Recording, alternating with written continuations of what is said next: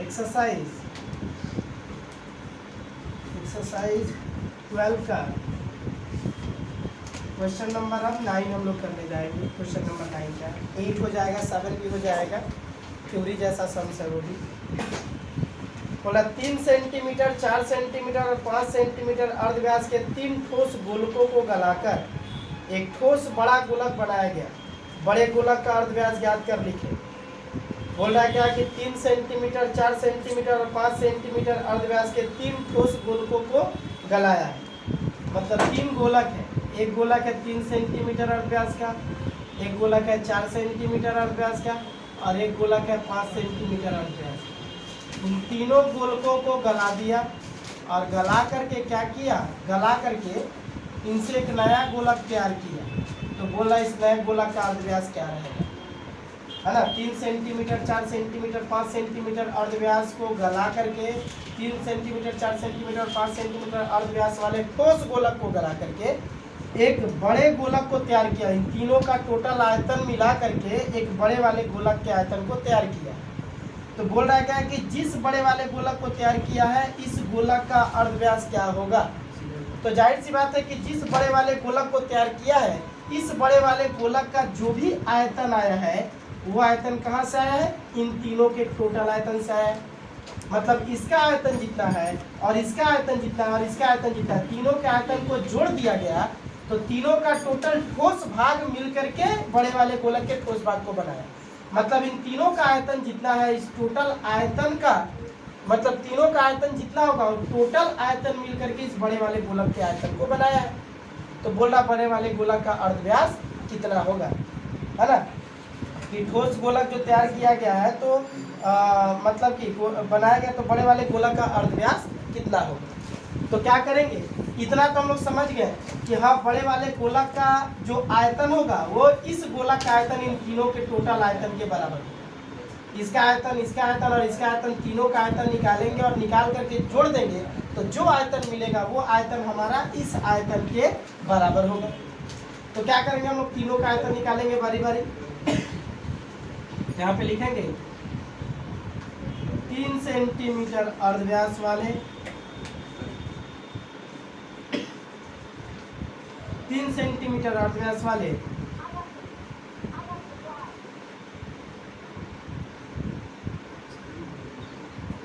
ठोस गोलक का आयतन 4/3 पाई r³ का हमारा फार्मूला होता है। ये हो जाएगा 4/3 पाई r की जगह पे 3 का क्यूब इतना घन सेंटीमीटर। मतलब इस गोलक का, इस गोलक का, इस गोलक का, तीनों गोलक का जो आयतन होगा वो बड़े वाले गोलक के आयतन के बराबर होगा। तो तीनों गोलक के आयतन को निकालेंगे और जोड़ेंगे तो पता चल जाएगा कि टोटल आयतन कितना मिल गया इन तीनों को गलाने से, और वही टोटल आयतन इस बड़े वाले गोलक के आयतन के बराबर होगा। तो हम लोग इन तीनों का टोटल आयतन इस बड़े वाले गोलक के आयतन के बराबर दिखा देंगे। 3 सेंटीमीटर अर्धव्यास वाले ठोस गोलक का आयतन कितना होगा।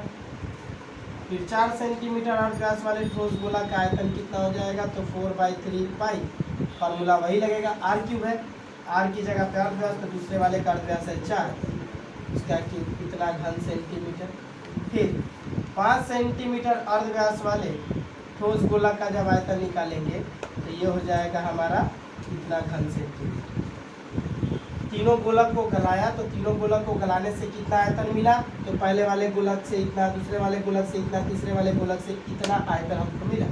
तीनों को जब जोड़ देंगे तो पता चल जाएगा कि टोटल आयतन कितना होगा। तो लिखा जाएगा तीनों गोलकों को गलाने पर प्राप्त कुल आयतन कितना हो जाएगा, 4/3 पाई 3 का क्यूब प्लस 4/3 पाई 4 का क्यूब प्लस 4/3 पाई 5 का। ये हो गया हमारा टोटल आयतन। अब ये टोटल आयतन बड़े वाले गोलक के आयतन के बराबर होगा। तो बड़े वाले गोलक के आयतन के अगर बराबर होगा तो हमको बोल रहा है क्या, बड़े वाले गोलक का अर्धव्यास कितना है।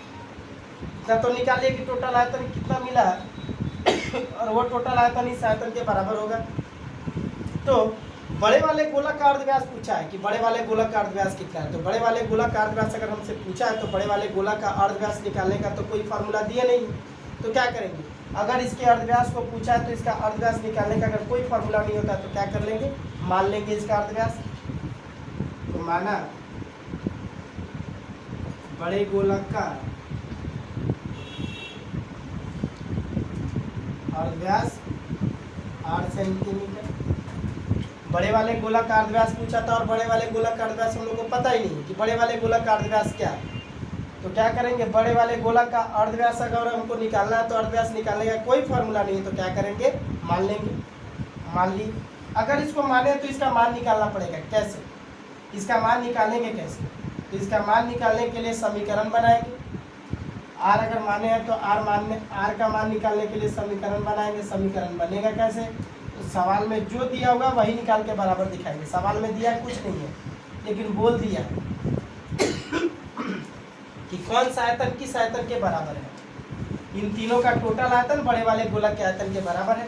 तो क्या करेंगे, इन तीनों का टोटल आयतन तो निकाल लिए कि टोटल आयतन इन तीनों का टोटल कितना है। इन तीनों का कुल आयतन इस बड़े वाले गोलक के आयतन के बराबर है। तो हम भी इन तीनों का टोटल आयतन निकालेंगे और बड़े वाले गोलक का आयतन निकालेंगे और बराबर दिखा देंगे। तो तीनों गोलक का टोटल आयतन निकाल चुके, अब बड़े वाले गोलक का आयतन निकालेंगे। तो बड़े वाले गोलक का आयतन निकालने के लिए उसका अर्धव्यास मालूम होना चाहिए, है ना। तो यहाँ पे कैपिटल आर मान लेते हैं बड़े वाले गोलक का अर्धव्यास। तो बड़े गोलक का आयतन तब हमारा क्या हो जाएगा, तो बड़े गोलक का आयतन हो जाएगा formula 4/3 pi r cube. R मतलब अर्धव्यास। अर्धव्यास यहाँ पे बड़े वाले का कैपिटल आर माने हैं तो उसका आर क्यूब हो जाएगा इतना घन सेंटीमीटर। तो बाई ATP क्या हो जाएगा हमारा 4/3 पाई कैपिटल आर क्यूब। ये जो बड़े वाले गोलक का जो टोटल आयतन है ये इन तीनों गोलकों के टोटल आयतन के क्या हो जाएगा, बराबर हो जाएगा, क्योंकि बड़े वाले गोलक का आयतन इन्हीं तीनों का आयतन से ही बनाया गया है। मतलब बड़े वाले गोलक का जो भी आयतन है इन तीनों के आयतन को जोड़ा गया तभी पता चला है। तो इसका टोटल आयतन इन तीनों के कुल आयतन के बराबर होगा। कर रहे हैं 4/3 पाई 3 का क्यूब प्लस 4/3 पाई 4 का क्यूब फिर 4/3 पाई 5 का क्यूब। तो देखो यहाँ पे 4/3 पाई आर क्यूब जो है और यहाँ पे 4/3 पाई क्या करेंगे, कॉमन ले लेंगे।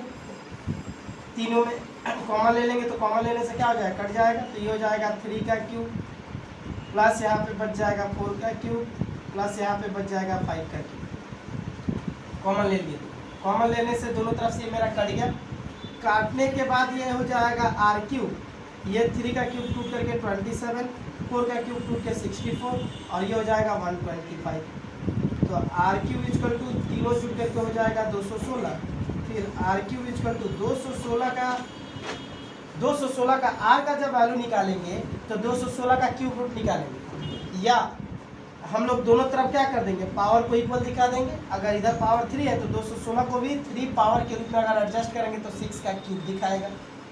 तो कहने का मतलब दोनों तरफ जब पावर समान हो गया तो बेस भी समान होगा, मतलब आर इक्वल टू 6 हो जाएगा। पावर इक्वल तो बेस भी इक्वल, आर इक्वल टू 6।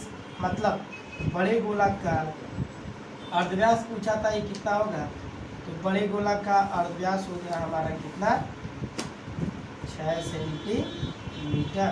योग्य आंसर। तो इसीलिए यहाँ पे हम लोग जितना भी आयतन निकाले हैं ना, किसी भी आयतन को निकाल करके हम लोग यहाँ पे सॉल्व नहीं किए, क्योंकि सॉल्व करने से क्या होगा, दिक्कतें होंगी।